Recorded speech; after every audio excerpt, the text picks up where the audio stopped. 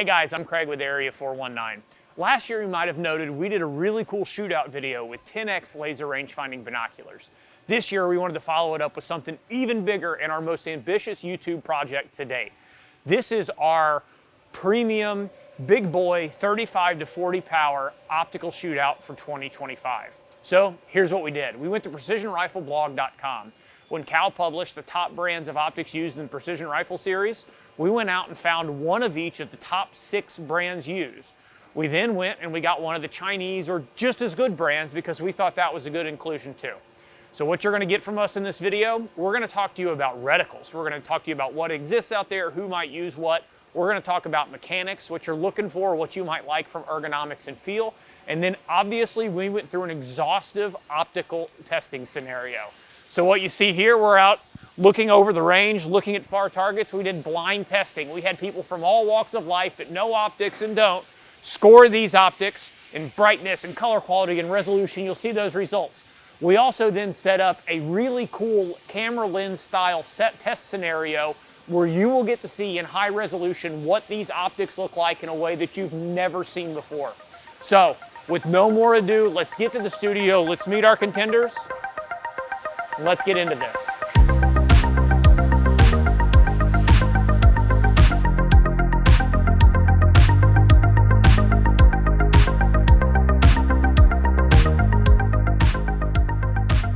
All right, here we go. We're in the studio. Before I get into talking about what these optics are and how we got to them, I want to let you know our goal in this test. First off, we're going to start carrying optics again. So we're going to use tests like these and some of our individual use, what we like, what we think might create a good selection for everybody, and we're going to start carrying optics again. You'll be able to buy them with mounts. You'll be able to, if it's a red dot, buy it with a riser or an offset. We'll make that all available, but we want this to be good informational content, and really, we hope you buy our scope mounts. So into the test. The first 6 optics, the way that we decided on those is we went to precisionrifleblog.com. Cal Zant does an excellent job with that blog in the What the Pros Use category. These represent the 6 most used brands in precision rifle series competition, and we, for each of them, selected their big boy optic, or the one that tops out into the 35 to 40 power range. We also then added one of the kind of Chinese just as good options. This is a DNT.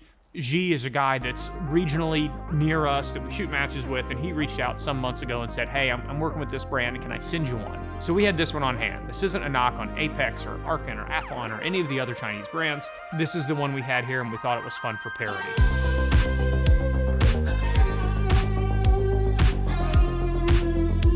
Start with the Z-Code. This is their 840. This is about a $4,000, $4,500 optic, and it's the most popular brand in the precision rifle series today. We go to the Mark V by Leupold. This is the 7 to 35. It's going to cost you about $2,500. This is a relatively new one in their line. The 525s are everywhere. They're very popular.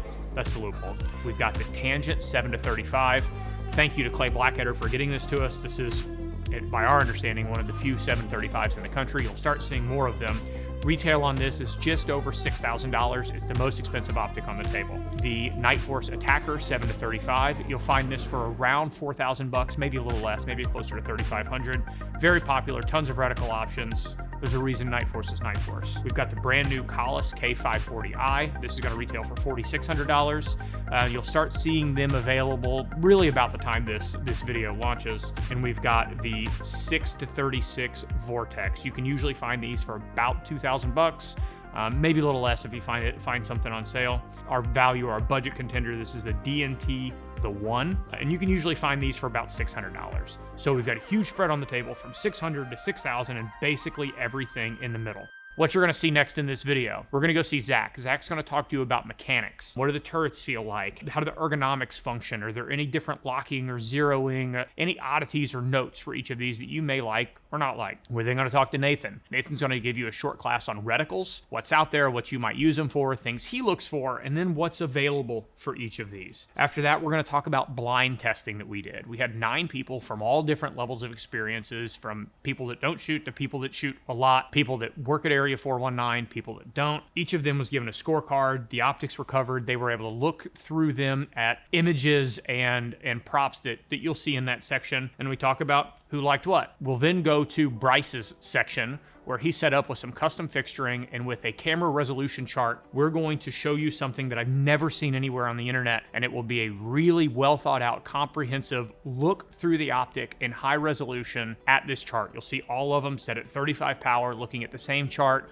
You'll see some cool things there, and you'll be able to download those for you pixel peepers. Finally, Zach, Nathan, and I are gonna sit back down and we're gonna talk through each one of these optics. Things that we really liked, things that might stick out to one person or another, and who each of these optics might really work for. Let's go see Zach. All right, Zach, tell me what.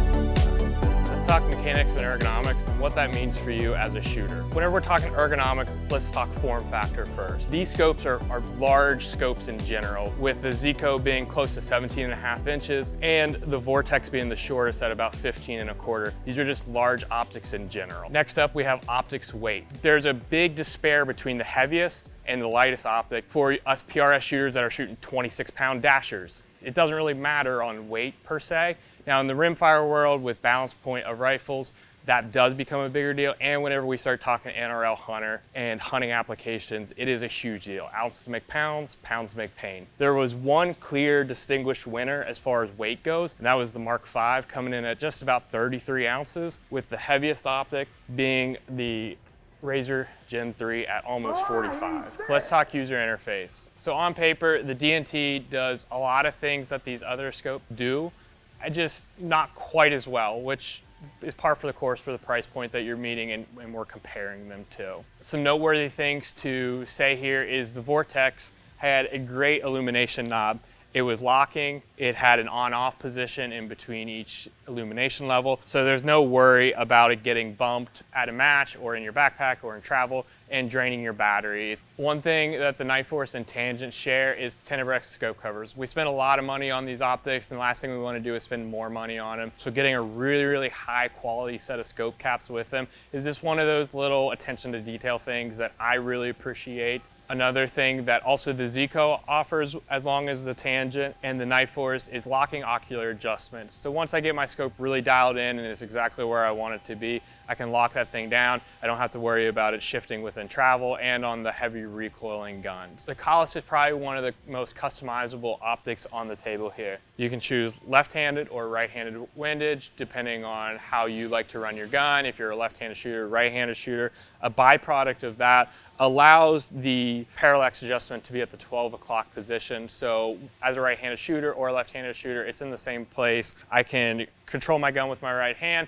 and also the parallax adjustment where other scopes I'm having to reach up and over or come off with my left hand. It also allows the illumination to be completely separate, so it's just one less thing I have to worry about potentially getting bumped. The Zero Compromise is another one of the optics that you can pick features and purchase features that you want or don't want. One thing that's unique with it in this particular model is it's a unlocked turret, so there's no locking feature to the elevation. The windage is locked. However, you can purchase a locking turret in there. With the Zico and a couple of the other optics in here, including the Leupold, is you can get optional 10 mil turrets or a higher rev count 15 or 16 mil turret. So next up, we have zero stop and setting your zero. What it means to set your zero is there's a hard mechanical stop that prevents you from dialing down past your zero. So whether you set your zero at 100, 200, 300 yards, that's for you to determine. But it's just a safety feature and a speed feature to keep you from going past that number. So each manufacturer of optic has a different way of setting your zero stop. In my opinion, and the one that really stood out to me, was the Tangent Theta. It is by far the simplest way to set your zero stop, and it doesn't require any tool. So whenever you're on the shooting line and you gotta slip your zero, all you do is you just loosen the top of the cap of the turret, slip the turret to where you need it to be, lock it back down. There's no unnecessary Allen wrenches, there's no torque values that you gotta worry about, and keeping that Allen wrench on you. The one potential negative drawback with it is preset value that you can dial under zero is already set. So there's no thing that you can do to run speed drop. It just is what it is. You get a 1/2 mil of negative travel, which for 90% of you out there will be more than sufficient. Night Force is probably one of the more convoluted ways of setting the zero stop, although that is a stretch to say whenever we're talking really high-end optics. The fact of the matter is it's a little bit more involved. One of the benefits to that, unlike the Tangent, is you do get to set the below zero travel out of that. So a lot of you guys that are out there running and gunning with your bolt guns or your ARs, you can set that below zero travel to do things like speed drop effectively. The Collis kind of meets right in the middle of the road for zero stop. It's pretty straightforward, pretty simple. The one thing I will give them that was a big brain move is they did hide the Allen key that you need to set the zero stop underneath one of the turret caps, so there's no need to run back to your bag or your truck or make sure you have an Allen wrench on you. As long as you don't misplace that, it will always be with you to set your zero and slip your turrets. A unique feature with the Loophole that we really liked is how the zero stop engages. There's a button here that you press to detent. So once you're off your zero, you have a free unlock turret, but if you need to dial back to your zero quickly, it will engage and prevent from under or over traveling. Another big benefit with that is for a hunting application or something similar to that is you don't have to worry about your turret getting bumped or slipped off zero. It's locked in there. The zero compromise, like the Collis, is very similar in how they set the zero stop. One unique thing, unlike the Collis, that the zero compromise does is there is a way to mechanically unlock the zero stop on here. So whenever you get this scope new out of the box, you can disengage that and you have the whole spectrum of travel to set your zero. So there's no dialing up 2 mils and then slipping your turret and then dialing it back down in case you have to go lower than where the factory preset zero stop is at. The Vortex and the D&T, although do have zero stops and are very effective in how they work, there was nothing that was drastically significant about those that I felt was noteworthy, especially whenever you're comparing it to the top tier. The next thing we want to talk about is turret feel. And this, again, is a arbitrary thing that some people like, some people don't. For me, I like a very crispy feel on the turrets. So as Nathan would say, good clicks. Ooh, good clicks. Yeah. Good clicks.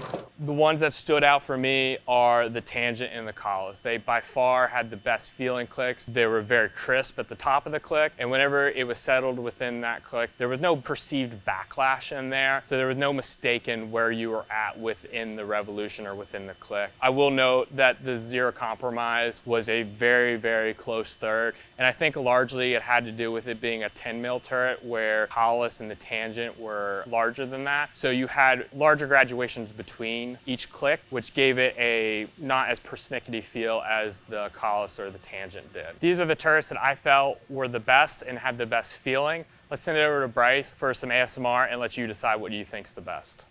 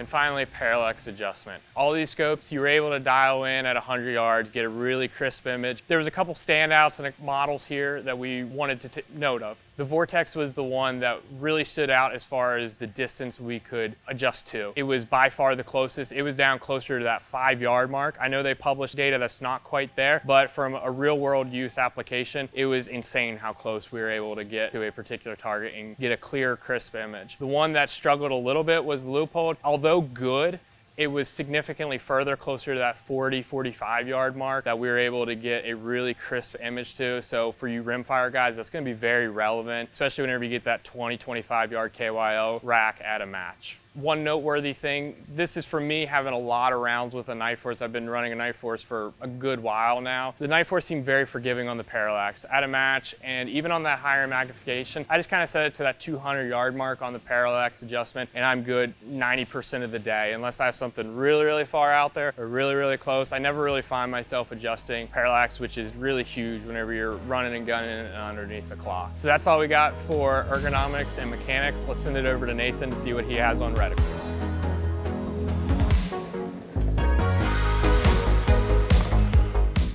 Let's talk about reticles while we're here.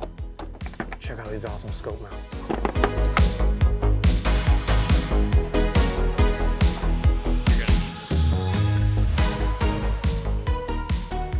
So briefly, a history on reticles. The Dark Ages, this is when a reticle was purely an aiming device. There were second focal plane optics, no one really understood ballistics, scopes were low powered. It just wasn't, you didn't have the information and you wouldn't have been able to use it, arguably. You get to the Renaissance where people start to think of reticles as more than an aiming device. There is a little bit of information on there. You have weird things happening with MOA turrets, mill reticles, some were first focal plane, some weren't. Things were happening, but it wasn't figured out quite yet. And then once we get to the Enlightenment, which is what I would say is modern optics, where we are today, there is information that is very usable, digestible, and it's not just an aiming device, it's a tool to help you shoot. So in modern reticle types, we start with the fancy crosshair, is what I'm calling it. So this is very simple, but there is a lot of information in it. There's a lot of measurement potential, center aiming dots. This one, for example, has an open top, but it is still a crosshair, a lot of more information that you can use for different tasks. The kind of evolution of that is the Christmas tree, which is actually very similar, especially if you take out kind of the tree parts of it. It's the same basic principle, but with the Christmas tree, you get a lot more information. You can measure drop and windage together if you are holding elevations. If you're dialing everything, it may not be as useful. For some people, it would be in the way in that case, but if you're gonna hold elevation, hold windage, it is very useful in those cases, and this is kind of what most people would consider anymore, almost be a standard or de facto reticle option. Everyone's got one. Everything on this table has more than one in some cases. And then from there, the next evolution of that would be like your mission-specific reticles. A lot of information that you need to read a book on almost to really understand. There's wind dots, mover dots, milling reticles.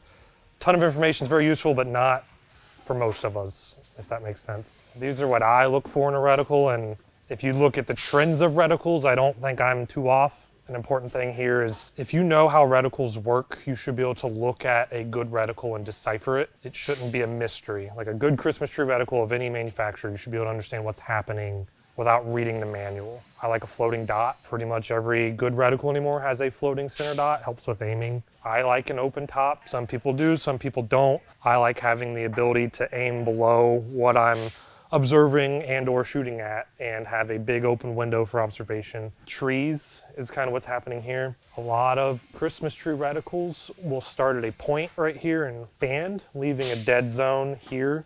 And if I'm using holds, I need information in this like 1 to 2 mil box because I'm not gonna hold 7 mils of elevation and 4 mils of wind as often as I'm gonna hold 1.5 mils and 7/10 of wind. That's very common. Second line here is the half mil graduations between the tree branches, I guess you would call them.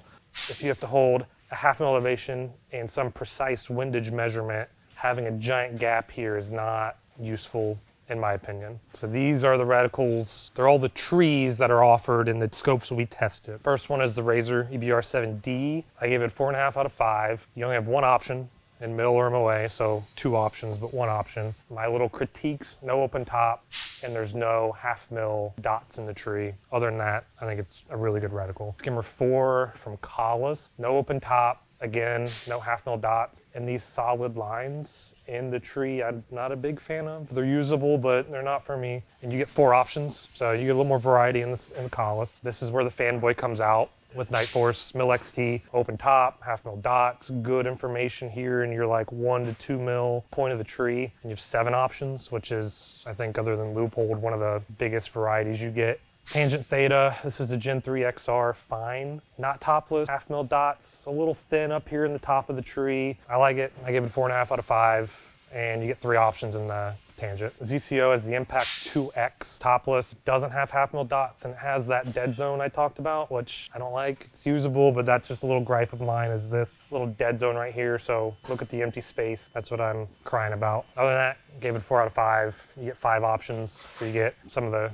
work reticles and some of these other ones also. So trimmers, H59s, those are available in a lot of them. Pulled PR2, big open top, no 1/2 mil dots in here. Again, you got that tree dead zone, no 1/2 mil dots, but other than that, I really like it. They did a good job with your dead space being a hold, which I like. So your graduations aren't actually taking up space, they're a lack of, gives you more visibility. A lot of options in the reticles. The DNT is one option, but they did a really good job. You've got good information in your 1-2 mil tree here. You got 1/2 mil dots, you got an aiming dot, open top.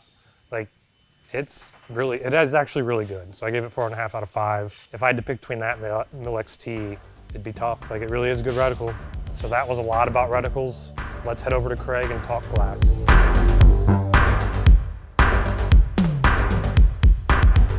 So we talked through mechanics, we talked through reticles. Now it's time for what we consider the main event. We're gonna talk about optic quality. We're gonna talk about the glass. So to do this, we set up 2 tests, and they were very different. The first one is a lens chart style test, which you can see behind me here. We're gonna show you those images and we're gonna talk you through. But we also took them outside. And here on the range, we set up all 7 optics. We covered them in a cloth, we concealed them, we randomized the order, and we had 9 individuals review these optics. Some being 419 employees, some being from outside the organization, some that shoot a lot, some that don't really shoot at all. But we gave them a blind scoring table to rate brightness, resolution, some things like that, and we're gonna break it all down. But it's pretty cold out here, so let's go back inside and do that. All right, we're back inside. First, let's talk about the blind test. When we did the blind test, we took all 7 optics on this table, aimed them out the door at our berm that's about 775 yards away. On the berm, we had various targets with different paint on them or stickers. We had a piñata. We had some different things with different textures. And we made little cards like this and gave them to the 9 people that did the test. We scored brightness, resolution, color quality, edge-to-edge clarity, as well as eye box, or how easy it was to get behind. Each person looked through these, and unless they were somebody that could maybe try to pick out a reticle or 2 they recognized, they really had no idea what they were looking at. And you can see that in some of the testing.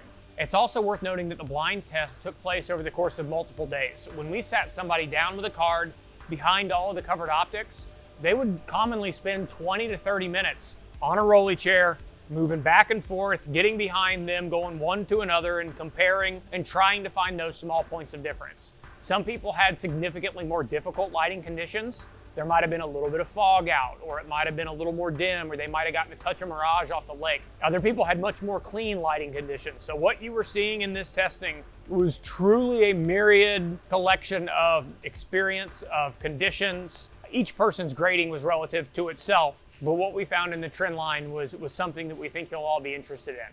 But what we found overall was our blind testers really had a preference for the Collis product. Why I think that's the case, I was not one of these testers. Nathan was not one, Zach was not one. We had people from outside the organization and inside the organization do this, but it wasn't us. What we think was going on with the Collis is the field of view is just outrageous. It's super large. It's also by far the brightest optic. So people got behind it and there was a wow factor to what they were really seeing. We think what Collis did with the new optical system is really impressive. If I look at these scores and distill them, You know, the next two in line that I will call out, even though there were some oddity to this in the raw scores, we'll give you the raw scores. What every person put on, you know, what was going on. I thought that the next two in overall optical quality were probably together between the Zico and the Tangent. Truly, they were excellent. Again, the field of view shock value with the Collis, I think, is what set it apart. The knocks that were generally had with the Tangent and the Zico only came from little nitpicks about maybe edge-to-edge clarity. Again, these were all set at 35 power. We were pushing them all pretty hard toward the limits of what existed for these optics. The next class we would call it would be the Night Force and the Vortex together. These are really standard bearer, like bomb-proof optics. They looked good. A lot of people really liked maybe the color about something or the clarity about another. These two did really, really well. Nobody with a Vortex or a Night Force went through this test and was itching to sell any of their products. Life was really good. The Loophole was not quite as bright of an optic. If you've been inside the Mark V, especially this 7-35, it wasn't quite as vibrant. It was still quite good, and you're getting an excellent optical image here. But in comparison to these real titans of the game, it wasn't quite as rich.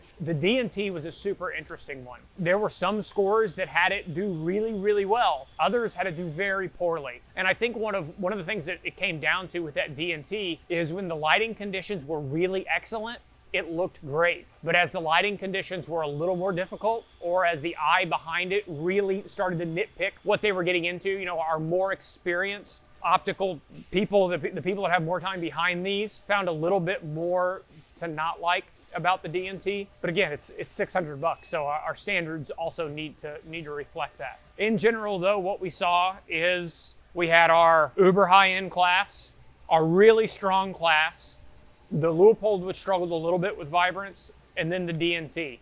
Now, the downside of a blind test is it's only really applicable to the 9 people that were here in the conditions they were here. So we also wanted to do what we think is the most kind of sticking our neck out part of this in a lens style comparison. We ended up building a custom fixture. We did a lot of measurement to make sure the center of the sensor and our camera and the center of the optics would be lined up. We got it as perfect as we can, and inside the shop here at Area 419 at about 60 yards, we were able to place this lens comparison style chart. You'll see these commonly with camera lenses. If you're a camera geek, you like to watch that stuff on YouTube. We customized this one to be really what we wanted it to be. So we had harsh white and black lines, as well as quite a bit of variation in the color. Some areas that you can check this out, because the links to all of these images in full res are gonna be in the Google Drive below. Let's talk about how to pixel peep here and what you're looking for in the differences. Now, lighting conditions in the shop, you would think they would be perfect and ideal, but there's quite a bit of humidity and moving air in this shop. You know, this is an active machine shop, we do produce here, and there's quite a bit of humidity because of that. There's mirage, there's opportunities for the image to be obscured or made more difficult by the light. So keep that in mind. You might click on some of these images and go, wow, I expected them to be better. Your eye looking through these looks better than the image we're showing you. But the best way we could let you decide some of these things for yourself is to upload these. So anyway, some places that I would suggest you pixel peep are some things to compare. Again, all the optics shot from the same spot, 35 power. Check out the field of view. How much can you see? You know, when you look at, like the Zico, we thought did a really good job with some resolution things, but then you put it next to, let's say, the Collis, and your field of view changes drastically. Keep that in mind. That's a cool one to look at, and this is a good way to illustrate that. Some other places you might look, right down in here, you've got some very fine and partially shifted angled lines. When you get into this 8, 9, 10 area, check out how clean the lines are, how white the white is between versus gray blur. This was a really difficult portion of this to look at. Another thing you might compare is with these vertical gradient lines. Watch how vertical they remain. Do you get a little bit of what's called barrel distortion, where these vertical lines start to bow outward? You can also see often on these lines a little bit of how the image holds up from an edge-to-edge standpoint. You know, you get some of this descending size line here. Is it the same here as it is here? Do you have any degradation? Also, I'd call you out to look right in this area. There's a black square here and a nearly black square here. Can you see the difference in the color on this line? You know, when we start trying to find these really small differences, it's a good place to look. And also in this area, take a look at this pinwheel. This pinwheel, and you know, this color area here is a really difficult place for chromatic aberration. What do those edges look like? How are you starting to see colors come up where the white meets the black? That's a difficult thing for an optic to do. You can see it clearly here. Also, you've got a light gray bar here next to a pure white background. How much difference do you get in color? The color of all of these images may look muted to you when you pull them up. It's because we've uploaded them in what's called a raw image. We're not color grading these, we're not fixing the color. There's a huge amount of color data there, and if you're a real nerd, you can put a LUT over it or something and you can get into it. But with the raw color data, you really have the ability to analyze this as much as you want. Truly, we encourage you, if you're way into this stuff, download those images, make comparisons, share them around the internet. And as we get into stuff that maybe doesn't go as high of a power, we're looking for how we want to do this at 10 power or 8 power for LPVOs, at 18 to 25 power for some mid-powered things. We're going to keep using this, and we're also going to make this chart itself available for download. You can print this on Gatorboard super high res at FedEx for, $200 or so is what this costs. So it's not free, but it's a relatively easy way for you to play this game as well. And before we go inside and Nathan, Zach, and I sit around and talk about these optics and break it down, one thing we didn't discuss in this video is tracking. Tracking is an important thing, but each optic you need to understand can be a little bit different. We thought it was silly and unfair to go through for any of these optics and do some authoritative tracking test on any one unit. When you break down what really goes into making any of these optics track, the tiny threads, the super fine thread pitches that they're having to machine, the tolerance inherent in it. When you get an optic of this quality, you should expect it to basically track well. But any one of these optics could track a few percentage points light or a few percentage points heavy. And to know if your optic is tracking at 100% or at 95% or 105%, that's a separate thing for you to understand. So we did not do tracking. But we hope that this look at optics gave you a different perspective on what all these look through than any other test on the internet. But if we screwed it up, let us know. Anyway, let's go grab Zach, let's go grab Nathan, and break all of these down and wrap this thing up. We've gone through, we talked about our contenders, how we chose them, we talked about reticles, we talked about mechanics, we talked about glass and optical. Now, as a group, guys, let's go through kind of our overview of the test, and then we're going to talk through each optic. So, first question I wanted to ask. We got to do this, we got all these out in one place. I don't know if anywhere, especially on YouTube, maybe the whole internet, that's ever done anything like this. What did we see or feel or understand that was surprising? What do you think now that you didn't think 2 weeks ago?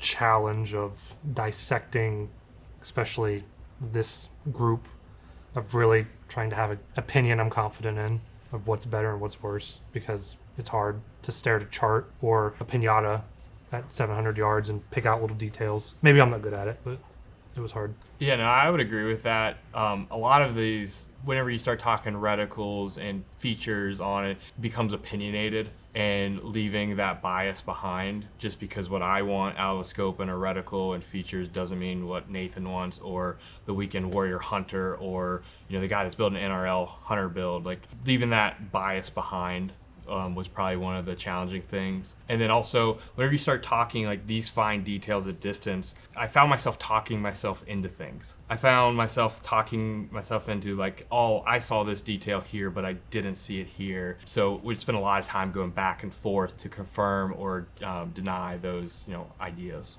And I think that's the reason that I didn't want any of us three to be part of the blind scoring. Even if it was blind, we were going to spend so much time in this project that it's very easy to be trying to find or prove or whatever something. And the reality is, if you're watching this and you're wanting to buy one of these optics, or truly any optic, the number one thing that you need to do is be crystal clear about what is your use case and what will allow you to be successful in that use case. Like we talk about reticles. Some of these have one option, the Vortex has the EBR7 in both MIL and MOA, so we'll call that like 1.5 options, to the Night Force has all of the options. So if you're in reticles, what do you really need it to do? If you start talking about mechanical attributes, what do you actually need? When you start getting into glass, how are you really going to be using it? Because how you're going to be using it across the board is going to define so much of which one is the right one for you. And to that point, I want to go through these and talk about who should be buying each. The D&T, $600. Who's buying this? I think the person that truly would get the most out of it and not be disappointed, for lack of a better terms, is like the weekend warrior guy, the guy that's going to the box store and buying the off-the-shelf rifle and going out and just wants to have a good time with his buddies, go shoot, distance. It's fully capable scope to go 1,000+ yards, but it's not necessarily the guy that's wanting to really get in and compete and do, go all the way down the rabbit hole. It was interesting, and I think maybe some of the blind scoring might, if you saw everyone's scores, it was interesting. Like, you get behind it, and your first 30 seconds this is really good. But then if you spend time behind it, you can pick out little things. But it was initially very, very good glass, but you can pick it apart a little bit if you wanted to. There were a couple people who who shoot that scored the DNT really highly. Though one thing I noticed about them is, we had 9 people do this, and it takes 20 minutes or so a piece for somebody to go all the way up and down this and really score well. Meaning people might be scoring these hours apart from one another. Mm-hmm. Lighting conditions change. Both people that scored the DNT as well, they happened in conditions where there was more light, where it was brighter, these cleaner conditions. So Zach, like you talk about that weekend warrior, if it's a nice Saturday and you're going to go grab your rifle and a box of ammo and hang out with one of your buddies and bang on some steel, not bad. You'll see targets. You'll see hit. You'll see impacts. You'll see everything you need to see. And it's $600. The bang for the buck is obviously there. Spending $5,000 in ammo is going to do way more justice and advancing you as a shooter, or taking classes through reputable people, than spending $5,000 more on a tangent. If you're just getting into this and you understand that you're buying something that maybe isn't the long-term thing, but you want something to go shoot and mess around with your buddies, maybe it's a nice option. There are just inherent limitations to them that you need to be clear on. Zach, a comment you made earlier is you really, over the course of this test, are able to go through that first impression of, these are all pretty good, to, I found a place they made a compromise, or this starts to become evident the more I dig into it. That covers the DNT. Again, thank you to G for sending this to us. It's about a $600 optic. We're going to be done with that guy for now. Next one on the docket, Leupold Mark V, 7-35.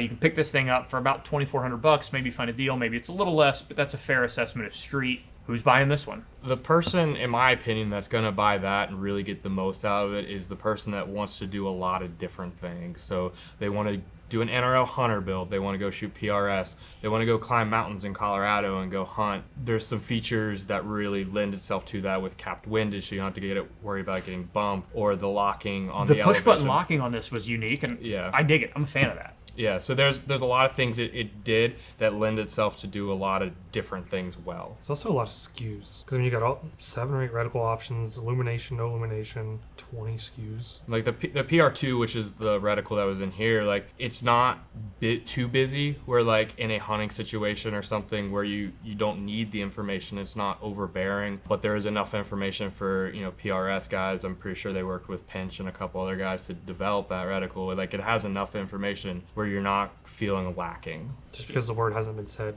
yet. Weight. Yeah, the weight on it is really good. Your time for the 735, I think it's like 33 ounces, so 10 to 12 ounces lighter than the majority of the scopes we haven't got to yet. Yeah, and again, it's nothing left on the table is cheap per se, but this is the lowest price option remaining on the table. So you're getting fine value out of it. You could do a lot with it. If you want something that is a competitive hunting hybrid, then the Mark V, this is the 735. Check out the 5-25. I think that for a lot of those situations may be an even better choice than the Leupold as well. Check that one out. All right, next we have a heck of a crowd pleaser in the Gen 3 6-36. Nathan, who's buying this one? I think that's like, to me, is you want to compete at whatever, PRS, whatever it is, like that's what I would say to buy. 2,000, right? A little over 2,000. 2,700 is what I would feel comfortable saying to people. Yeah. You can usually find it a little bit less than that. Great used market on it too, because this is a 3-year-old optic. Yeah, it's been in the market for a few years now. Because weight, if you don't care about weight too much, which PRS and all those games don't, I mean, I think it's very competitive even up with these, but there's little corners cut, but I think it's very solid, especially for the money. Vortex makes an excellent product. And people want to talk about warranty game. Vortex is unquestionably the most absurd, over the top. I don't understand why a manufacturer warranties that hard. product out there. They do a really good job of it. Optically, it held up really well in the testing. You know, it competed and was there with the big boys. A lot of people really, really liked it. Their SKU lineup, like you talk about corners cut, they've only got one reticle option. You can have it in mill or MOA, but it's very, very simple. It's kind of a brick, but otherwise, I don't think anyone can, at the price you can buy it for, pick up a Gen 3 razor and not feel like you got your money's worth in the premium. So of what's remaining, is it weird to call a $2,700 optic your value optic of the line? I would say that's a pretty fair assessment whenever we start looking from here up. I remember whenever we first got these, field of view on that was like definitely one of the things that still impresses me. Like we'll get to the other ones that surpass it now, but like the field of view was very impressive on that. Did you have numbers for that yet? Yeah. Or can we like have them at some point of like, is it second or third? It was. Well, and we'll show that shows too in the. But it's. I'm pretty sure it was the second Yeah. place in field of view. Collis was the first place winner on that, but This it was is 3 years old. Yeah. And it still has. That's a good point too. Optics continue to get better as we go through this line. The old guy in this one is the attacker, and this optic, you know, and we'll get to the Night Force. It's held up super well, but the new optics, they're able to get a little bit better. You know, we're getting a little better as an industry at how we grind glass and how we deal with coatings and how we manipulate calculations and how we can work with each individual element of what's going on inside an optic to bend physics a little further and compromise a little bit less and figure out some of these things. The Vortex, for being 3 years old, it's great. There's not a bad thing to say about this optic at $2,700. Up next, Zach, talk us through the attacker. Yeah. So the attacker, in my opinion, is like the framing hammer up here, like a really high-end framing hammer. Like you're not gonna be able to question, like nobody could ever question the durability or reliability of a Night Force. It does everything really well. It didn't really tank at anything, but it also wasn't really first place in anything. Yeah, it's just a super solid option, especially for the time that it came out. And Night Force is iconic. Yeah. You know, nobody will ever say I'm not sure about that Night Force. No, they've been a stellar brand and a leader in this for decades. If you're looking for like a duty optic or a hard use optic or something that's really going to get, I don't want to say abused, but hammered around, Night Force has built a brand on that. Very importantly, great reticle. All of the great reticles. Yeah. How many? I mean, from a Mildot to a Horus. Yeah, they've they got have everything on the spectrum. So the guy that's, you know, we run the Mill XTs in ours, which is a great do-it-all. Then you got the trimmers, which are, you know, guys that are gonna do work with this in that line. Will be using, and then you have all the way down to the simplistic Mill Dot or Mill C or Mill Mill C, R, Mill I think R, is the real simple the simple. crosshairs. So they have a lot of options to choose from. This is a heck of a good one. It's a 34 millimeter tube. This is the last kind of 34 millimeter tube in the lineup here. They all get bigger past this as kind of this echelon group remains. But the Night Force is the Night Force because it does a lot of things well, and it does them every single time. It's like an F-150 it's like a short cab F-150 that does 9s in the quarter mile. Yeah, Like- it's, you know, you walk past it, it's an F-150, but dang, it does a lot of stuff well. Yeah. So the last three here, we'll refer to them as a group as kind of being the three that jumped off the page as the next gen, super high end, kind of your ridiculousness crowd. This is when the price passes $4,000. Zico you can typically pick up in, let's call it $4,200, $4,300 range, depending on some options. Collis is a $4,600 optic, and the Tangent, depending on how you outfit it, is $6,000 plus. Who is buying the Collis? My opinion with the Collis is like the guy that's the hyper competitive person. They're gonna go shoot PRS matches. They're gonna, you know, try to be the elitist of the elite whenever it comes to shooting, you know, competition, kind of like an F1 type deal. I thought that optically, and this bears out in the blind testing, optically that thing was ludicrous.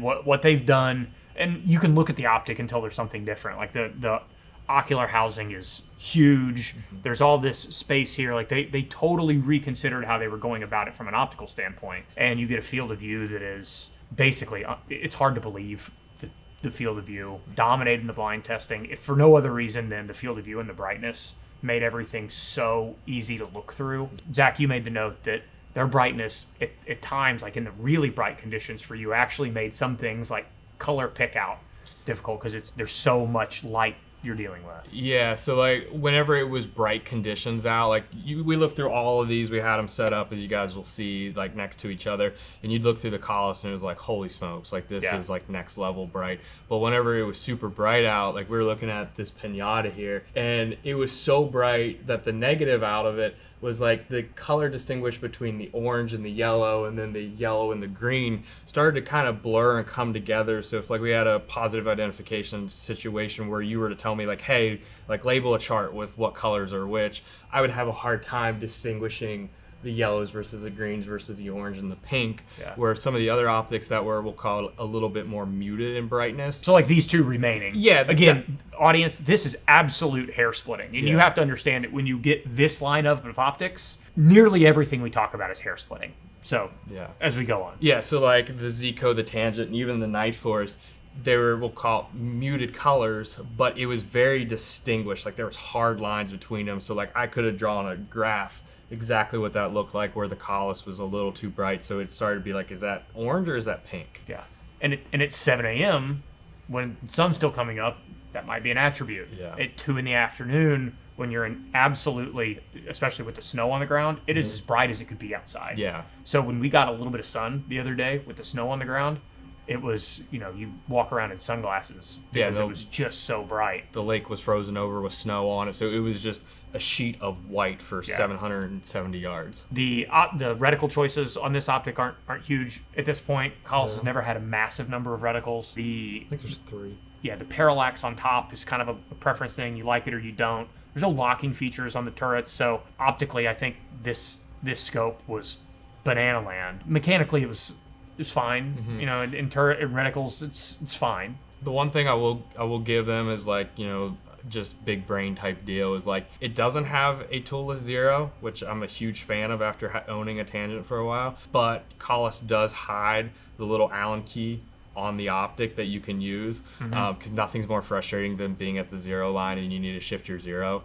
and you have to go back to your truck to get your Allen keys or get off the line and lose your spot. So that's the 540. Maybe a little bit of a knock on it too is you can't really, on a traditional rifle, let's just say bolt action, receiver above the bolt, and then barrel. Yeah. You can't use rings with this. It's got to be set pretty far forward unless you got something weird going on with your body. Unless you got like a long action or... Yeah.